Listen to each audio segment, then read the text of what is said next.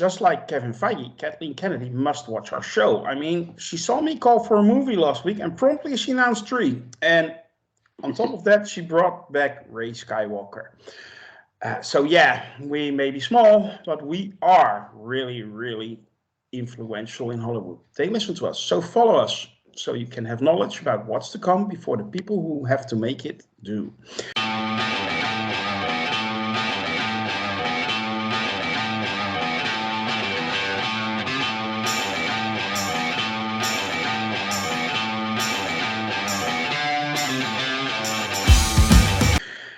This is the Review of Champions, and I'm your host, Grandmaster. With me is a powerful panel made up of the finest champions Sakaar has to offer. Let me introduce them to you. First up, Merv, how are you, man? Good, how are you? Great. With us also, voice only, Mr. Lord Death Man. How are you, man? Outstanding. That's good to hear. And last but certainly not least, Mr. Taylor First. How are you this fine evening, sir? I am super. That's also great to hear. Super. Today we are going to talk about episode 6 called Guns for Hire of season 3 of The Mandalorian. But before we do, I want to ask you all to help us out. Like and share this video and subscribe to our channel. And if you really can't get enough of us, you can join our ranks. Go to Sakaar at sakaar.freeforms.net, set up that account, get to know us, and yes, we herewith invite you to join us in our reviews or podcast. We would love to have you on the show. Consider this your final warning. After this point, the spoilers are incoming, so if you haven't seen this week's episode yet, go check it out first and then come back to the review.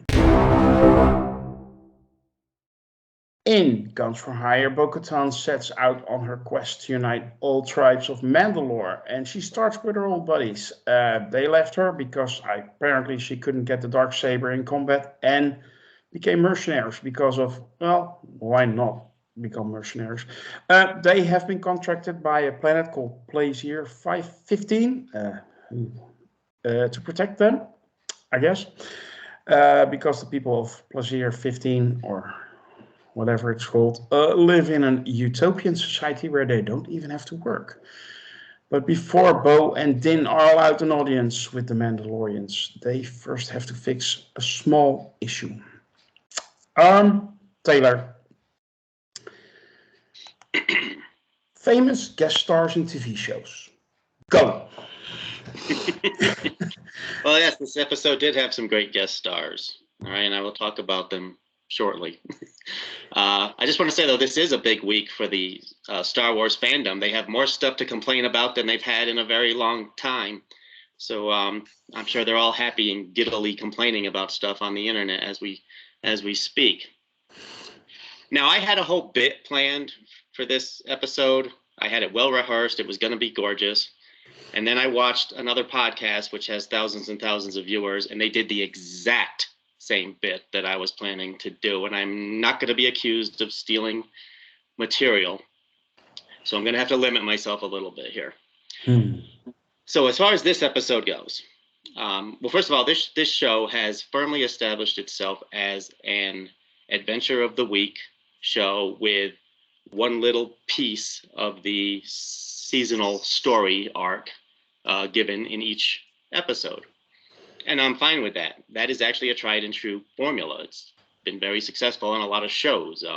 Buffy the Vampire Slayer, Supernatural. I mean, many shows have done that successfully. However, I think a big piece of the fandom wanted this show to be a 8-episode movie with one big, massive, epic story being told, and that's not what they're getting. So I think there's some discontent out there.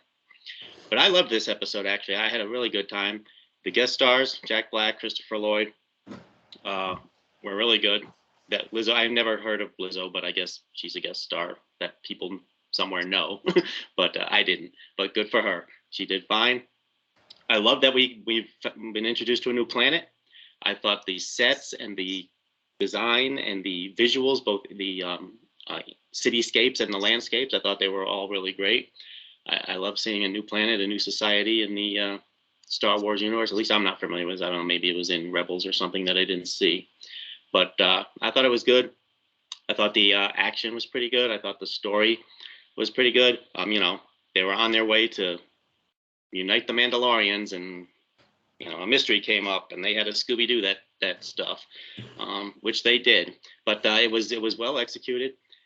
A couple little things that were a little bit hokey, and we'll get into that. But overall, I'm actually pleased with it. I thought it was actually a lot of fun. Yeah, I totally agree, as always. But yeah, Lord Deathman, the myth of the dark saber. Is anyone actually interested in that besides Dave Filoni? I don't know. It seems more like an albatross around your neck than it actually is an asset in terms of trying to rule anything. So, yeah, I kind of want to get back to seeing people actually use it rather than pass it around as something they don't want anymore. So I don't know. I'm just as puzzled as you are about the fate of the dark saber, and that's a good segue into my feelings about the episode. It just like I feel like I got hit by a truck, survived, had to stand up, and then what just happened to me? Like I just watched it, and it really felt like it came out of nowhere. And while I am all for these fun diversions that Disney is capable of doing in the Star Wars universe, I think my patience and my tolerance for them are kind of running a little thin this late into the evening as far as the season goes. So while I did have a lot of fun, I felt myself primarily feeling a little confused. And then like, really distracted by the, I don't want to call them cameos in mixed company about the guest stars. Because they're not cameos. I didn't want to, I felt distracted by seeing some of my favorite actors from my favorite other things. If this was like one guest star and you're like, oh, great, it's so and so, and then you kind of get back into the story, but it was like, oh, it's him, and then it's her, and then it's him, and so I found myself getting a little distracted by that. So it was a mix of good, clean fun, I guess, in the Star Wars universe. You certainly can't call this a terrible episode or a bad episode, but I do now I have to lean on people at Disney and Star Wars and kind of say I do like the old way better than the new way in terms of a bit more focus on Din Djarin, a bit more focus on Grogu, getting back to a more streamlined quest without so many diversions is something I'd like to see. But I'll go into the particulars when we go into the deep dive of it. But I think my official quick reaction is kind of mixed on this episode. Okay. Yeah, fair enough. Merv, I'm gonna ask you a personal question if you don't mind. Did you ever try to pick up a chick in a droid bar? So, I mean, I black out a lot, so maybe. Not that I'm aware of. I don't know that I've ever been in a droid bar. So, okay. Not that there's anything wrong Up with that. with grease stains on your pants. I mean, I might if I knew where they'd find them. Okay. I'm not sure exactly. So, what did you think of this week's episode?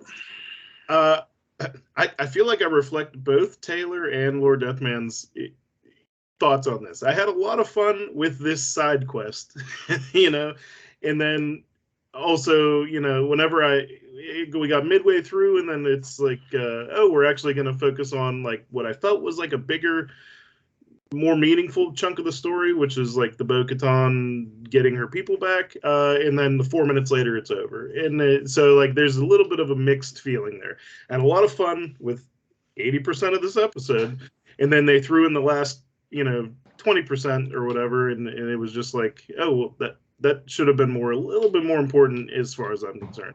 But yeah, pretty much everything those guys said, like I agreed with. So I guess mixed results or mixed feelings overall. Very happy with like everything from visual effects. I love that they're using a lot more what feel like real makeup and prosthetics and things like that as opposed to CGI. I just like those touches, so I like seeing all the creatures and stuff like that. But this about 10 minutes in, I realized that this was going to be a side quest heavy episode, which is fine. But then when we got to what I thought was the main part of the storyline, it felt like it was just like over in a second and very anticlimactic at the end. Mhm. Yeah, it didn't really end with an epic fight over leadership or whatever. It's just a little brawl and that's it. Here you have the Darksaber. Cool shot, done. Um, Lord Deathman, let's have it. I want to hear your negatives and a deeper dive into the episode. And yeah, I mean, maybe also talk a little bit about indoor croquet with force help, something like that. Force assist. Yeah, I'm a baby. yeah. Wow. This episode was genuinely funny at times. It was genuinely strange, a little confusing, and like I said, primarily above all the adjectives I'm going to use, a little distracting, right? Like, and I don't know if it's just me treating guest stars like a kitten with a laser pointer, but I'm like, oh, there's Jack Black, and there's Lizzo, and there's Christopher Lloyd. It just kind of felt like the episode that you put together because all these famous people have wanted to be in an episode of something that was popular, and it's like, okay, well, we can't say no to him, can't say no to her. I'm surprised Lizzo didn't get to have a flute or scene or something like that going on in the episode. So yeah, I don't think we need to use Star Wars, especially a show like this, as a showcase for kind of celebrity vanity. The show does well enough alone without needing that much of an assist in the guest star department. Is Um, it? I mean, we have been complaining about the writing in the show, so they throw in a few guest stars slash cameos, and then that distracts from the fact that maybe it's not that great. It's very driven on nostalgia, cool cameos or slash guest stars. I'm sorry, Taylor, and stuff like that, and not so much on story, character development, and stuff like that. Hey, that could be it. I mean, that for the premise of the episode, I don't have much to say about the writing, except I don't know. I don't know that I ever want to see a robot corpse in a morgue about to be put into a box ever again.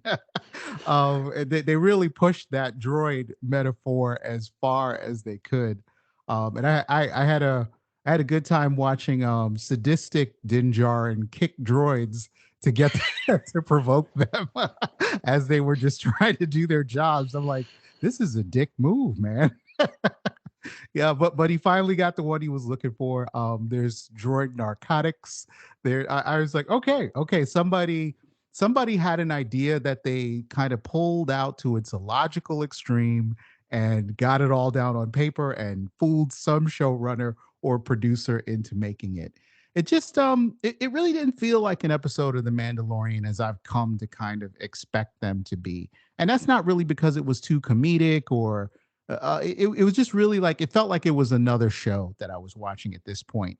When they've done these distractions before, like when you had the cloning doctor and Elia, that one where they did a big diversion, that was still in the tone of The Mandalorian. That felt like it had some real stakes going on in it. It didn't feel so Scooby Dooed together. This just felt like you could have almost been watching another show if not for the presence of Boca Katan and Din Djarin, our Mandalorian. So I'm really on the fence about how to feel about this particular episode because at the same time it was so much fun because it was just so weird and out there. But when you look at it in the context of the whole season, I think we're in trouble here. I do think we kind of need to get back to basics a little bit more. I mean, the last two episodes of this are coming up. I think there are only two more episodes, and that's not a lot of time to sort of wrap up everything you're trying to do and make us still feel like we're invested in, Din Djarin's quest along with Grogu. They really feel like supporting. I hate to say it, and join the chorus of all these negative and toxic fans out there, but they are starting to feel like they are supporting characters in their own series. And that's just not cool. So, those but again, lots of pluses for great jokes, strange humor, odd adventure, really cool guest stars if they weren't, quite so distracting. But yeah, it's going to take me a while, even from right now, to think about what my final rating on this is going to be. Great. Well, Taylor, you had already mentioned you also had some not so positive views on this episode. So let's have it. Well, I mean, I'll get to that. I just want to follow up a little bit on what Lord Deathman said about the guest stars being distracting, and I've seen other people say that. I guess it's a valid opinion. Everyone's entitled to them, but I don't understand where that comes from. I mean, if you can't cast people that the audience recognizes, you're really hurting actors' career. Yeah, sorry, you're too famous. We can't hire you to do this role. But someone might recognize you from another movie. So only hire people who've never done anything else. Well, it's not about the distraction. And I just want to break in here for a second. It's not really about them being famous. It's about now you're starting to think, do these people have a future in Star Wars? Like, well, like where is this going? Is it just a one-off? And I'd sure love to see them stick around, but I doubt they're going to be around after this episode. Yeah, and that's probably true. But again, many shows have. In fact, I grew up, on classic TV, and for many shows, the guest star of the week was really the selling point, often of the show, and you never expected them to come back. You can go all the way back. Wagon Train, every week, every episode of that was about the guest star, and so on. I'm not saying this show should do that, but I'm just saying I don't have an issue when there's a recognizable actor who's famous for other stuff, who was only a guest star for one episode. However, I think there's a good chance that Jack Black becomes Snoke. I'm putting that in there. He shaves off the beard, and then it's twins. He's an Imperial. He is a former Imperial. But anyway, on to the episode. They really borrowed a lot of tropes from film noir for this episode. It really felt like the gumshoe and his dame were solving this mystery, and Jin was actually very important in it. He was the one who knew how to talk to those weird little guys down in the basement. He was the one that wasn't afraid to kick the droids to find out which ones were flaky.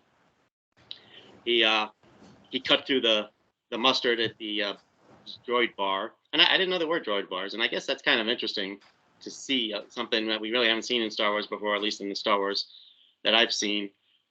Droid culture. Is that a thing? I thought they just went into a box when they weren't working or something, but no, they have time off. And I've never picked up anybody in a droid bar, but in honor of Katie Sackhoff, if they could get some Cylons from Battlestar Galactica in there, I might consider going into a droid bar. Okay. Some of them were pretty dang hot. But as far as issues go, a little bit of convenience in the writing there. I mean, the dead droid has a ticket to the bar in his wallet. His droids have pockets, I don't know, and they have to have tickets to get into the droid bar, or I don't know whether like in a film noir, it would be a matchbook with the name of a bar on it or something like that. So that was a little bit convenient, but it went pretty fast. They got the mystery solved. Christopher Lloyd. Love the name drop of Count Dooku from Christopher Lloyd, and the callback that he goes way back. He's a separatist from the old days, still hanging in there. So I thought that was all pretty well done. As far as the Jack Black and the Lizzo, I thought they were funny. I like Jack. I mean, to me, Jack Black is always funny. I just think he's a really good character actor, even though he often plays similar characters. That's okay. He does it really well. And he gets away with it just because he's so fun. And then I just think it's a very weird society they showed us there, and it doesn't make a whole lot of sense. And again, all the nitnoid rules, why they couldn't use the other Mandalorians to solve their problem, and why they can't just shut down all the droids because, oh no, they'd all starve if the droids weren't. Everything was very, very conveniently written to get this story knocked out here very quickly and get it done. Case of the week complete. But that's all good. And then finally we get to the seasonal story piece where Bo-Katan, they go to outside where the Mandalorians are. Now Axe Wolves, is that the guy's name? I think he was in like one episode in season 2, maybe 2 episodes in season 2. I know he wasn't in the finale, but he was. Anyway, she kicks his butt, and that was actually a pretty good fight scene. It wasn't spectacular, but it was pretty cool. And then, well, you can't roll. You don't have the black saber. And then like, oh yeah, well, wait, actually, I got captured. She killed the thing that captured me, so she should have the black saber. You think she would have brought that up at the time if that was the rule? Or Actually, since her whole life revolves around getting this thing. Yes. When I saw that episode, that thought crossed my mind. Wait a minute, she just used the dark saber to destroy, so now she owns a dark saber, right? But Right. That they never brought that up at that moment surprised me, and now I know why, because they needed this climactic moment basically to end this week's episode. Yeah, I definitely think they would have, if that was the case, they would have brought that up earlier, and she would have claimed or tried to claim the dark saber. But be that as it may, didn't happen. Now she's got the dark saber. Again, like Merv said, that last 5-minute scene gave us a big kick for the rest of the season, I guess. And next week, I don't know, maybe there'll be another side story and then another little piece, and then maybe the final episode will be wrapping up the whole bringing Mandalore together, or maybe not. Maybe next season's going to be where Mandalorians finally come together. Who knows at this point? Maybe it's in the movie. I guess there's a movie coming now announced this week. But like I said, it wasn't perfect. It was a little bit of simplicity. The writing wasn't as bad as the Devil Bird episode was. It was better than that.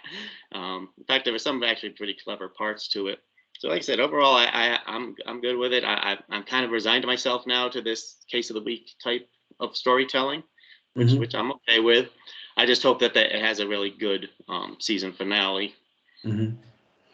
Well, knowing Dave Filoni, we will probably go to Tatooine to unite Boba Fett into the fold, and then every character he ever had in his cartoons will show up and they fight, and then in the end everybody survives and everybody goes on its own way. Whatever. Or am I too cynical, Merv? I don't think you could be too cynical with Star Wars fans. Okay. I want to hear your critiques of this week's episode, Deeper Dive, before we go into a rating. Yeah. So I'm with Taylor. I actually really liked seeing Jack Black and Christopher Lloyd. I recognized Lizzo, but I couldn't place a name, and I didn't bother looking it up. I was just like, I know her from somewhere, and I can't put it where. And then when I heard her name later on, I was like, oh, yeah, that's her. So that was all pretty fun. I liked the aspect of like the detective storyline, but again, like there was this lingering feeling of like, this is a side quest, this isn't the point, like they came here to do a thing, and then now they're doing this totally other thing, and that's fine. But like, are we supposed to just not care about the other thing, the more important thing? And then I thought the whole episode was going to be this side quest thing. I actually thought it was going to end before we got any resolution with Axe Woves or Wolves or whatever his name is.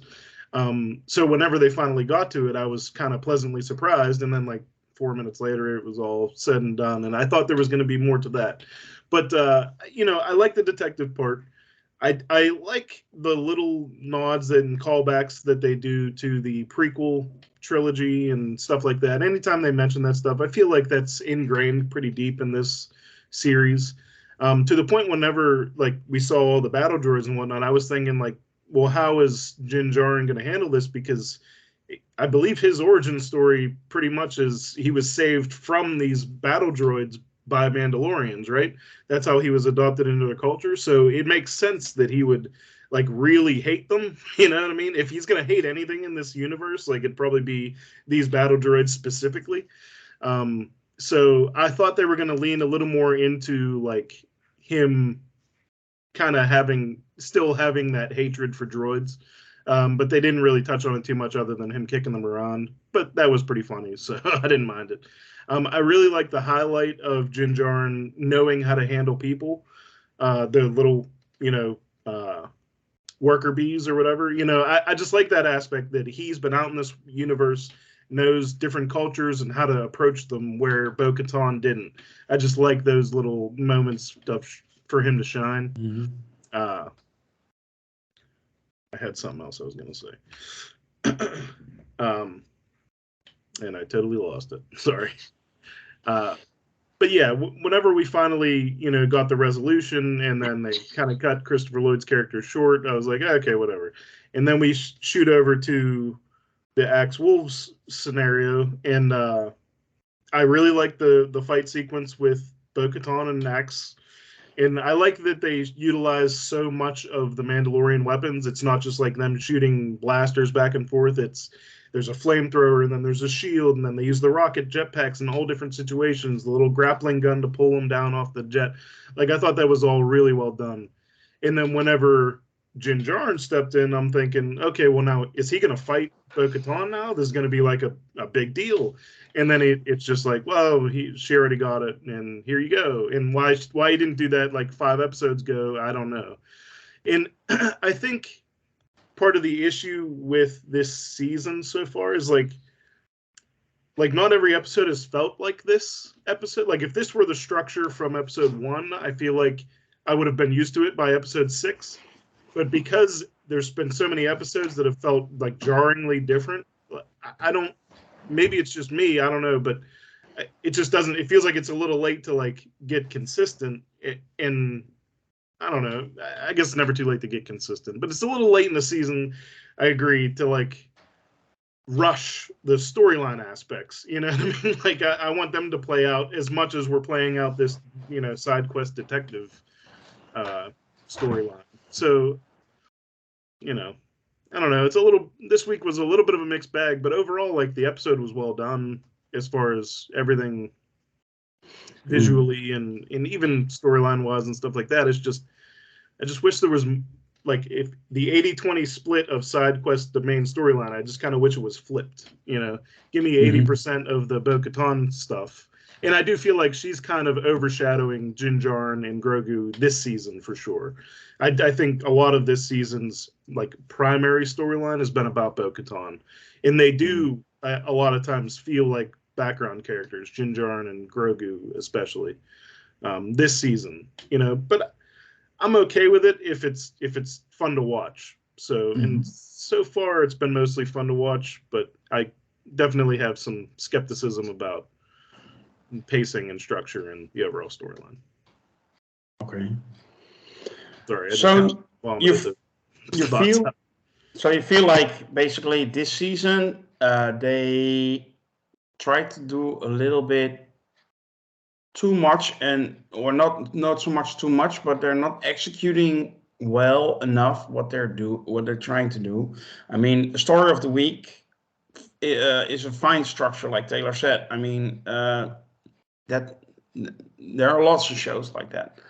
But they also try to do an underlining storyline, which is actually so, how to say, big in its setup that they don't have enough time to do both well. So they both are, lacking a bit.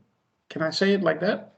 Yeah, I'd agree with that. And I think it's I almost wish they would either slow down or focus on like the main plot, like the Mandalore plot. Like, if they slowed it down to where we're only getting small chunks in every episode, this episode would have felt fine, you know, for the most part. It still would have been anticlimactic at the end, but like, whenever we have whole episodes dedicated to it, and then we have another episode that doesn't even touch on it at all, like, it just feels like the pacing's off. That's all. Yeah, I mean, this week's episode starts with like those mercenaries for a few minutes. They spend time on something which is not going anywhere at all. I mean, no mention of Plaisir 15, nothing. That they've been hired as a standing army, nothing. They spend time on things which lead to nothing, and then they are short on time, at least in my view. But Taylor, you have a follow-up. Yeah, you just reminded me of the opening scene with which was kind of strange with the Mandalorians bringing the Calamari kid back home. I mean, I realize it was to show that they're taking side jobs, and I'm assuming, or I think it's very likely that they were the ones who broke Giancarlo Esposito, I will keep forgetting his name, out of the prison, Moff Gideon. I'm assuming that was to indicate that somebody hired him to do that. So they're not just working for Placer 15. They're taking side mercenary jobs. But the scene itself was, I mean, kind of weird. I mean, it's cool to see, you know, the different species and a little Romeo and Juliet story there. And by the way, just a side note, now this is a cameo. That Calamari was played by Tom Holland's brother. Okay.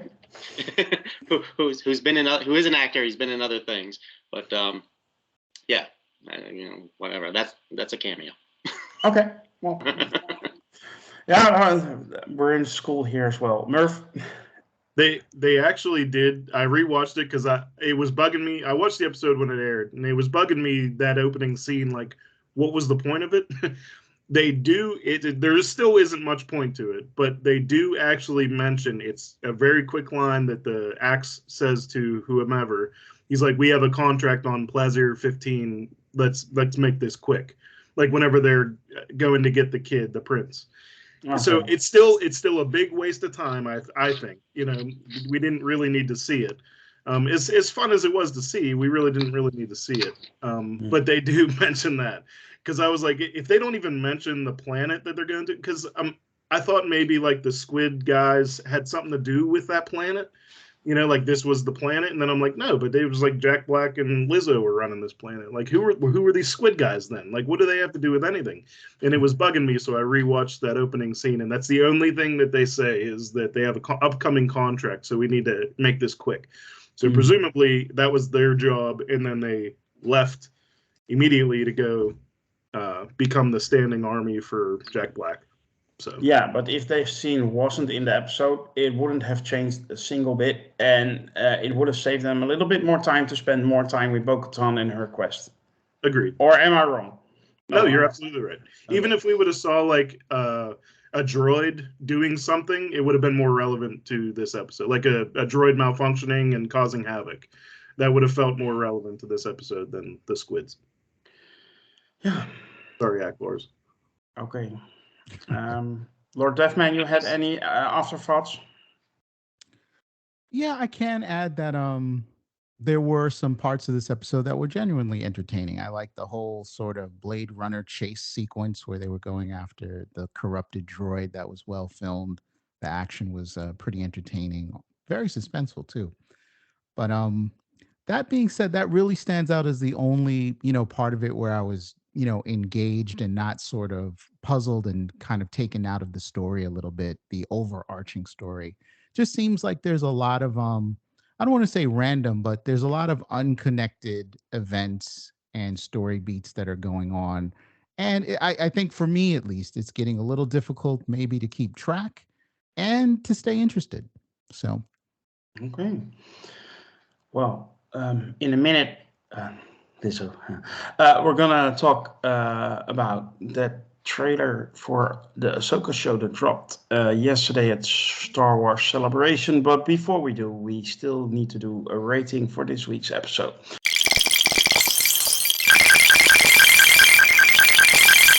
Merv, I'm going to start with you. What's your number for this week? I'll give it an 8 out of 10. Just because I still had fun watching it. I even though like I knew it was a side quest, you know what I mean? I was like, it's a side storyline. Mm-hmm. But it was still entertaining enough, and yeah, 8 out of 10. Okay.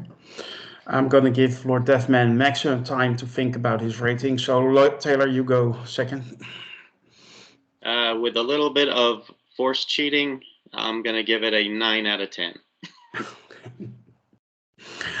Well, Lord Deathman, your time is up. You really need to give me your number now. Here it comes. You know, as much as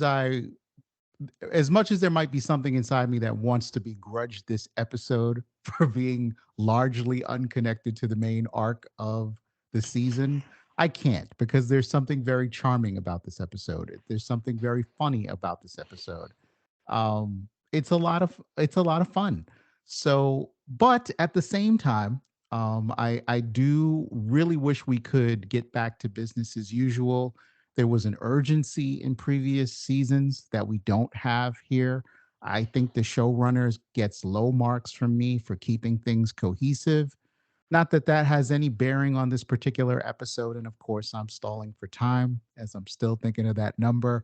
But I think it's going to be a 7. So lots of fun, great cameos. Although I'm sorry, guest stars.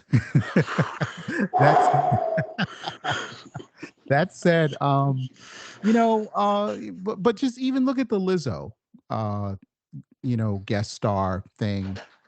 I'm sure she's exceptionally talented. I've never heard any of her music. Seems like she's getting up there as an actress. I wasn't taken out by her performance, but this is someone who's a musician, who's an entertainer, but a musician and not necessarily an actress. The need to put someone like in there. I mean, just think of the prequels and like Madonna shows up. I'm just not quite getting it. So Yeah. 7 for me. Okay. Well, I'm with Lord Deathman in this case. I actually reflect all your feelings from all you guys on this episode. It was entertaining enough, but yeah, it keeps being Mandalorian season 3, which I'm not too impressed with. So because it was that entertaining, it was not that good. I will give it a 7 out of 10. I think that's fair. Okay. Like I said earlier, we're gonna do a little discussion, and I'm really gonna mean a little discussion about that trailer that dropped earlier this weekend actually. Yeah, yesterday on Friday it dropped for Ahsoka.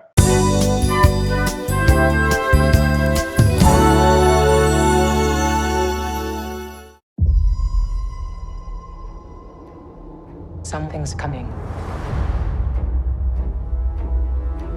Something dark.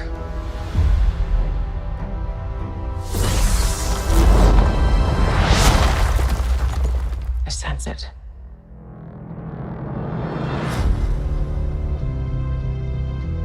This is a new beginning. For some, war. For others, power.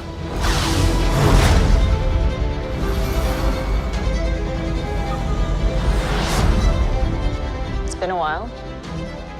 Things have changed. I started hearing whispers about Thrawn's return as heir to the Empire.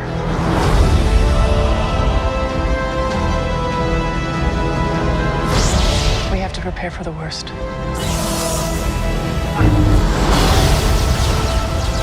The Jedi fell a long time ago. There aren't many left.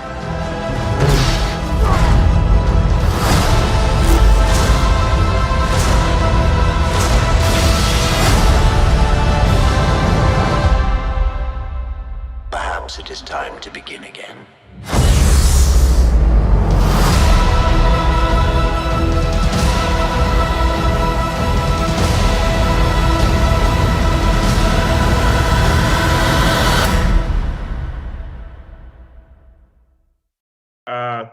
Taylor, I'm gonna start with you. What did you think of the trailer? Well, I don't have a whole lot to say. It didn't, it was only the first trailer. It didn't tell us much about the story. It looks good. Everything looks spectacular. The character of Ahsoka was really good in Mandalorian last season. I'm sorry, I'm drawing a blank. She's one of my favorite actresses, and now I can't remember her name. The actress playing Rosario Dawson. Rosario Dawson, thank you. She's always good, so I have no doubt she's going to do well. But again, I mean, it's really all that was in the now I'm sure there were some Easter eggs from Rebels that I didn't pick up on in there. But it looks good. Looks like I'm not going to have any trouble watching it at this point. Mm-hmm. Yeah, you might want to watch Rebels before this show drops in August, because I think it's going to lean heavily into that. Lord Deathman? I actually am bullish on the Ahsoka show. I had a great time watching that trailer. And I guess it's because like I actually watched the majority of Rebels. So as someone who still considers himself to be something of a casual Star Wars fan, I was like, oh, finally a reference I know, right? Like watching it, there were characters I could recognize, and I'm like, okay, I know what's happening here. I know what time period is and all of that. And I have to say, even though her guest starring roles on The Mandalorian uh, were exceptional for Rosario Dawson, there was always a part of me that felt like she hadn't quite come into the character just yet. I can't really put my finger on it. I mean, the makeup looked great. She looked exactly like Ahsoka, but there was something about the performance that just didn't seem to be there quite yet. And looking at these trailers in terms of how far she's come since my feelings back then to now, some of her latest work, I feel like she's completely occupying the space. So I'm really excited to see Ahsoka. There are lots of great actors that I saw there, including what's that guy who played the Punisher that one time? Stevenson, Ray Ray Stevenson. Stevenson. It looks great. And I'm going to be a shallow Star Wars fan. And this is why I continue to champion the prequels. And maybe I'm not so hot on the latest trilogy. These look like they have the right kind of saber fights. Because if there's no reason to ever watch the prequels, if you feel that way, you at least have to give it to them for orchestrating some of the best lightsaber, the most grueling, brutal, dramatic lightsaber duels, 2-on-1, 1v1, any combination you want in the prequels. It's always there and it's high quality versus this kind of super close up, new kind of lightsaber fighting that they're doing in the movies. I don't like it. But Ahsoka looks like we're getting back to foundational lightsaber work, and I'm there for that. Mm-hmm. Merv? I've watched one season of the Clone Wars and none of Rebels, so I got almost none of the references in this trailer. But it still looks entertaining. It still looks like I'd have a fun time. And I did see, I don't remember the actress's name, but the woman who played Mon Mothma, and Mon Mothma's character is going to show up in it. So presumably it's around the same time as Andor, so that could be interesting. Yeah, and it just, I mean, it looks fun. There's not much to take away plot-wise, storyline-wise. I'm familiar in a vague sense of Ahsoka's character, and more from The Mandalorian and Boba Fett or whatever she's been in as far as these live-action shows go. So yeah, it looks like fun. I'm sure I'll enjoy it, or I hope I'll enjoy it. I guess I think it all comes down to writing, though. If it's poorly written, then I'm gonna hate it. But. Yeah, I think this is actually more set in the same time area as The Mandalorian and the Book of Boba Fett, and not so much if Andor. Andor is a little bit earlier because that's the beginning of the rebellion, and that makes sense. Now it's beyond the rebellion. Of course, we had that major. Well, we had two major teases in this trailer for Rebels fans. I saw Grand Admiral Thrawn, I think it is. We saw from behind. Nobody knows who the actor is, so that's still neat. It was announced today, actually, who the actor is. I don't remember the name, but it's online. Okay. Oh, so I'm not up to speed. Sorry, that happens sometimes. And of course, Ezra Bridger, who got lost, I think, with Thrawn, with a space whale, the whole thing it is, and he's also back. At least there was a hologram of him in the trailer. So Again, Rebels fans are eating good. I really enjoyed the trailer. I have high hopes for the show, except there's something that's holding my enthusiasm back, and that's basically it's a Dave Filoni thing. And Dave Filoni loves his characters to put them in all kinds of situations. But yeah, as I have come to realize that the writing on his projects are usually is lacking, and yeah, I think we have grown beyond cool shots and cool characters showing up and interacting. I mean, we want more than that, but yeah, that's just the way I see things.